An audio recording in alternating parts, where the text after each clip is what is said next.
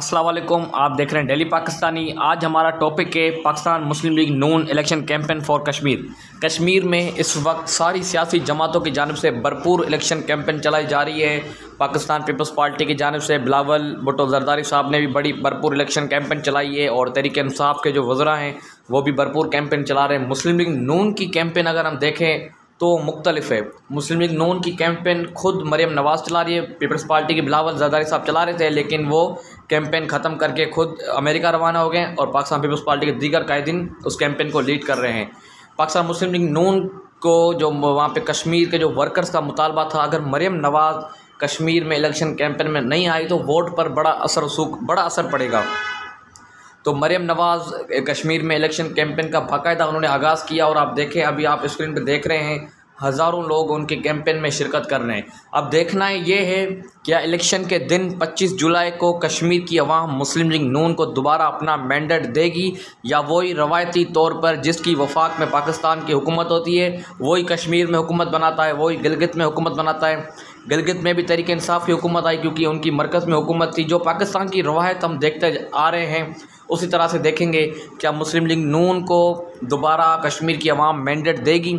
और दूसरी मज़े की बात यहाँ पे ये भी है, तहरीक इंसाफ और पाकिस्तान पीपल्स पार्टी और मुस्लिम लीग नून ये गद्दारी के इल्ज़ामात एक दूसरे को लगाकर सियासत कर रहे हैं, इलेक्शन कैंपेन चला रही है, लेकिन अभी तक मुस्लिम लीग नून ने अपनी कारकर्दगी की बुनियाद पर अभी तक वोट नहीं मांगा कि हमने ये कश्मीर में 5 साल दौर में काम किया है, इस पर आप हमें वोट दें।